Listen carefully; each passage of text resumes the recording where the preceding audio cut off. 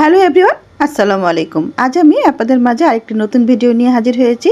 এখন আমি দেখিয়ে দিচ্ছি আমি এই যে প্লাস্টিকের জারটা, এটার মধ্যে কেকটাকে ডেকোরেশন করে এটা ডেলিভারি করব। তাই আর একটা এরকম বক্সের মধ্যে আমি এই বোর্ডটা দিয়ে একটু র্যাপিং করে নিয়েছি, দেখতে পাচ্ছেন। আর র্যাপিংয়ের উপরেই আমি কেকটাকে সেট করব।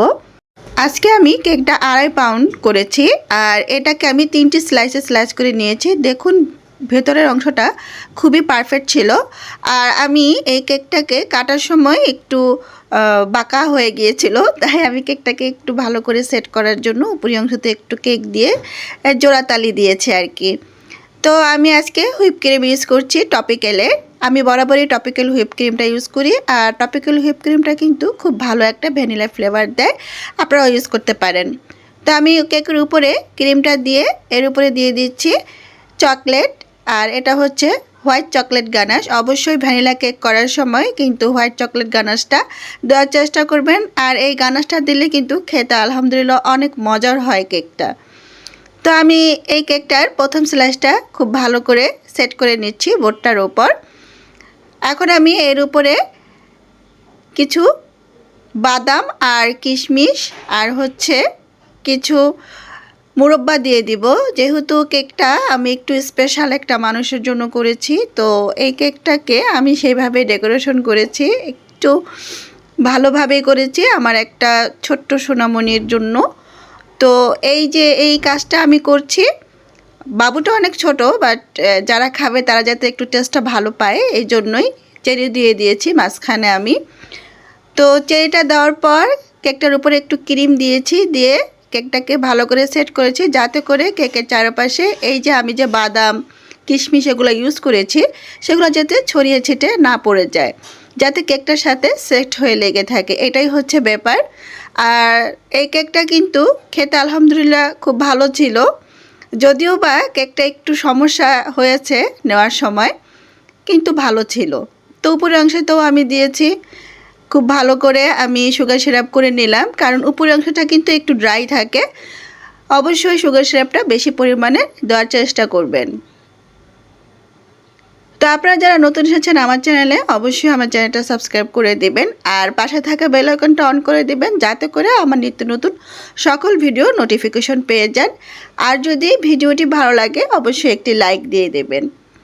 আর আমি একটা কথা বলি, যদি আপনারা পাশের যে বেল আইকনটা অন না করেন তাহলে কিন্তু আমার সবগুলো ভিডিওর একটাও রিভিউ আপনারা পাবেন না। কারণ হচ্ছে ওই বেল আইকনটা দিলেই কিন্তু আমি সবসময় যেই ভিডিওগুলো ছাড়ি সেগুলোই কিন্তু আপনাদের সামনে নোটিফিকেশন হিসেবে চলে যায়।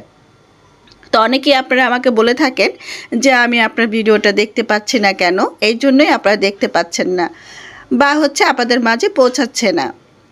তো এই তো আপনাদের সাথে কথা বলতে বলতে আমি কিন্তু উপরের অংশতেও ক্রিম দিয়ে একটু ভালো করে সেট করে নিলাম। আর নেওয়ার পরে আমি এখানে একটু ফুলের ডিজাইন করব। ফুলের ডিজাইনটা আমি কিভাবে করব সেটাও আপনাদের মাঝে শেয়ার করছি।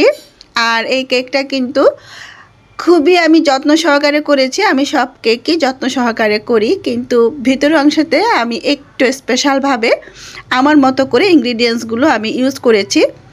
আপনারা চাইলে এইভাবেও ইউজ করতে পারেন, বা আপনাদের মন মতো বা কাস্টমারের চাহিদা অনুযায়ী করতে পারেন।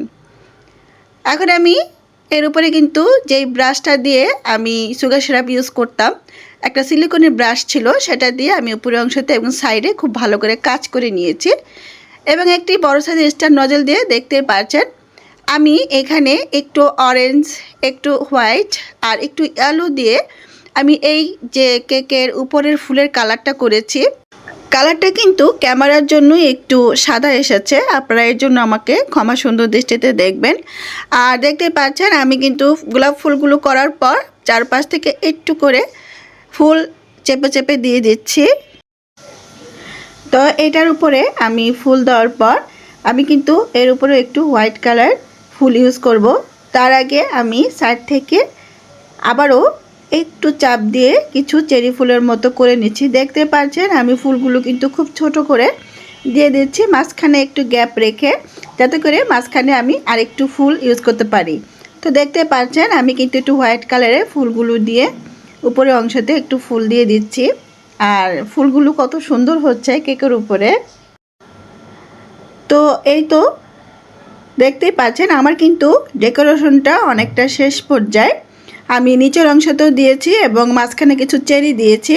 দেওয়ার পর আমি একটু সবুজ কালারের পাতা ইউজ করব।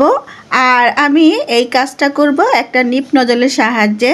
নিপ নজলটাতে আমি কিছুটা ক্রিমের মধ্যে একটু রেড মেনের সবুজ কালারটা ইউজ করেছি। আর দেখতে পাচ্ছেন কিছু পাতা দিয়ে দিচ্ছি। তো এই তো পাতাটা দেওয়াও কিন্তু অলরেডি আমার শেষ হয়ে গিয়েছে। আর পাতাটা দেওয়ার পর আমি কিন্তু এর মাঝখানে পাতাগুলো দিয়ে সম্পূর্ণ কাজটা শেষ করব। তো পাতাগুলো দেওয়ার পর আমি এর আরেকটু কাজ করব, যে মাঝখানে আমি হ্যাপি বার্থডে টু লিখেছি কিছুটা চকলেট টাপারের উপর একটু আফসান কালারটা দিয়ে আমি এই কাজটা করেছি। তো আরেকটি নতুন ভিডিও নিয়ে হাজির হব, সেই পর্যন্ত আল্লাহ হাফেজ।